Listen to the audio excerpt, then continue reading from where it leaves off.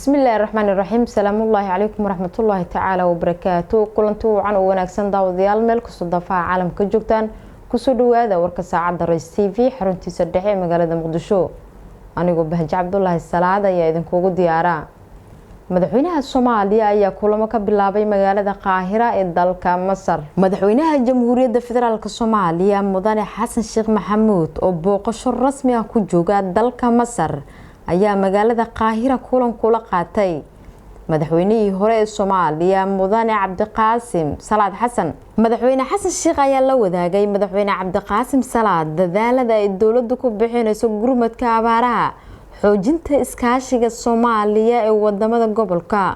horumarinta kaabayaasha dhaqaalaha adeegyada bulshada adkeynta dawladnimada iyo la dagaalanka kooxda Al-Shabaab madaxweynihii shanaad ee Jamhuuriyadda Soomaaliya Mudane Cabdiqaasim Salaad Xasan ayaa madaxweyne Xasan Sheekh Maxamuud uga mahadceliyay kulankan isagoo ku amaanay hagaajinta xiriirka diblomaasiyadeed iyo iskaashi ee dalkeenu la leeyahay dalalka aynu saaxiibka iyo dariska nahay sidoo kale madaxweyne Cabdiqaasim ayaa sheegay inuu ku garab siinayo walaalkiis madaxweyne Xasan Sheekh sidii looga wada shaqeyn lahaa dib u heshiisiinta loona xaqiijin lahaa Soomaali heshiis ah dunidana heshiis la ah waxa uuna dadka Soomaaliyeed ugu baaqay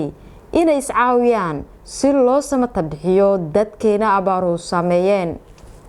Ra'iisul Wasaaraha Soomaaliya oo lagu wado inuu maanta ka dalbado baarlamaanka kordhinta muddada ay tahay inuu ku soo magacaabo golahiisa wasiirada xildhibaanada golaha shacabka ee baarlamaanka federaalka ee Soomaaliya ayaa maanta oo Isniin ah xarunta Villa Hargeysa ku yeelanaya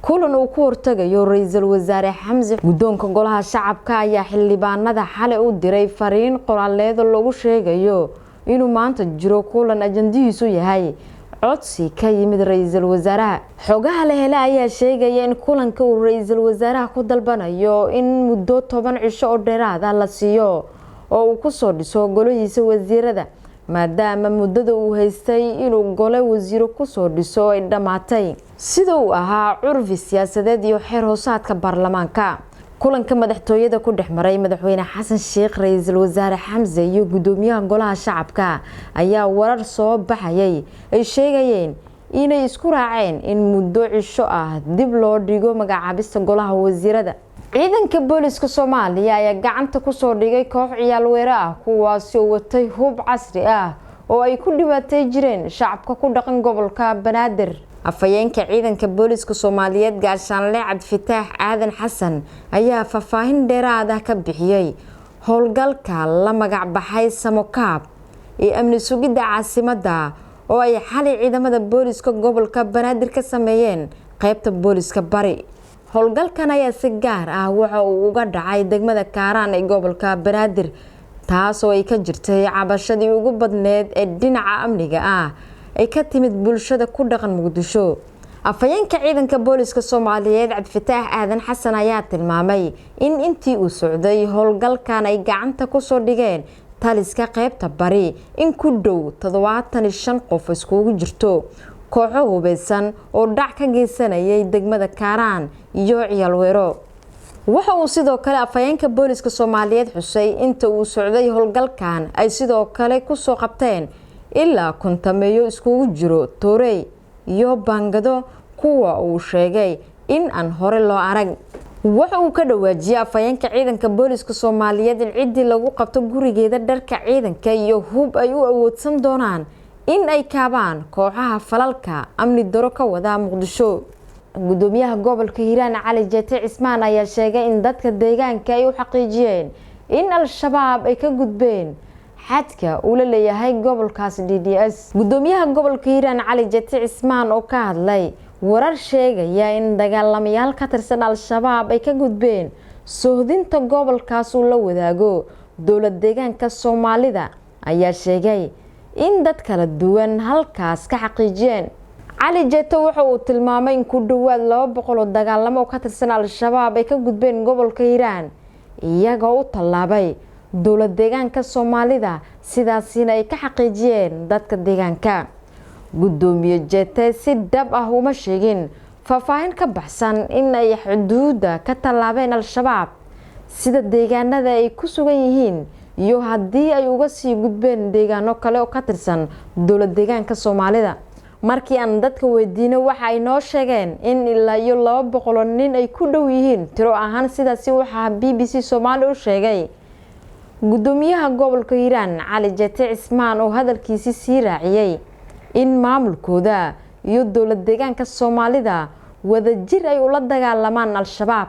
wali war arintan la xiriira kama soo bixin dowlad deegaanka Soomaalida iyo Al-Shabaab waxa si socda dhaqdhaqaaqyo ciidan oo ay wadaan labada dhinac oo ku dagaalamaya deegaanada dowlad deegaankaas uu la wadaago gobolada Boqor iyo Hiiraan. dowlad goboleedyada Koonfur Galbeed iyo Hirshabelle waxay hore heshiis amni sugid la galeen dowlad deegaanka Soomaalida si ay iskaga kaashadaan ka hortaga dagaalamayaasha Al-Shabaab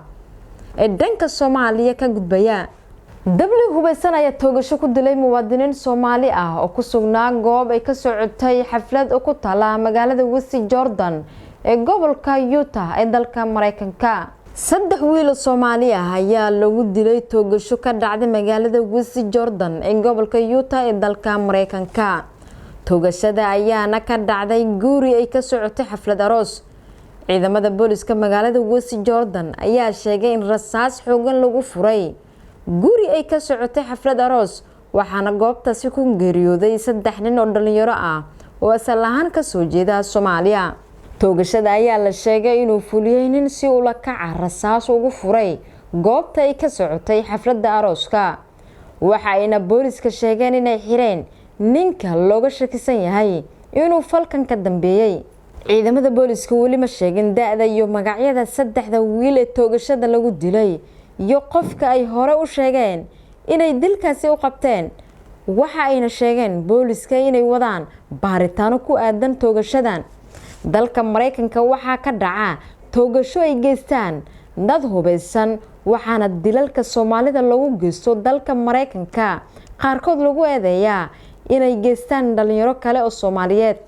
Ruushka iyo Masar ayaa ka wada hadlay dadaalada lagu soo afjarayo xiisadaha ka taagan dalka Ukraine. wasiirka arrimaha dibadda ee Ruushka Sergey Lavrov ayaa booqasho ku tagay dalka Masar isagoo magaalada Qaahira kula kulmay madaxweynaha dalka Masar Abdel Fattah Abdel-Aziz iyo wasiirka arrimaha dibadda Sameh Shoukry si ay ugu wada hadlaan qodobo kala duwan oo ay ka mid yihiin dadaalada lagu soo afjarayo xiisadaha ka taagan dalka Ukraine, tallaabada dib loogu soo celinayo dhoofinta sareenka ee Ruushka iyo Ukraine, heshiisyo ganacsi oo wada jir ah, colaadaha gobolka ka taagan iyo waliba inay ka wada hadlaan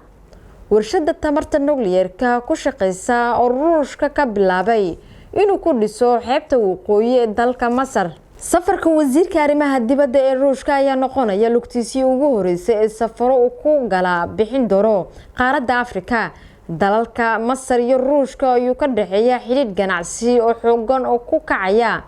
4 ilaa 5 milyan oo dollar sanadkii. hase ahaatee waxaa ganacsigaasi carqaladeeyay xanuunkii COVID-19 iyo xiisada dalka Ukraine, waxaana taasi ay saameyn xoogan ku yeelatay dhinaca dalxiiska, iibka sareenka iyo dhoofinta tamarta. wasiirka arrimaha dibadda ee Ruushka iyo Masar oo axadii shir jaraa'id ku wada qabtay magaalada Qaahira ayaa ku sheegay in labada dhinac ay ka shaqeynayaan sidii looga gudbi lahaa arrimo su'aal ka taagneed oo ka dhaxeeyay labada dal. wasiirka arrimaha dibadda ee Masar Sameh Shoukry ayaa sheegtay in colaadda Ukraine ay saameyn xoogan ku yeelatay heerka cunnada ee dalkaasi,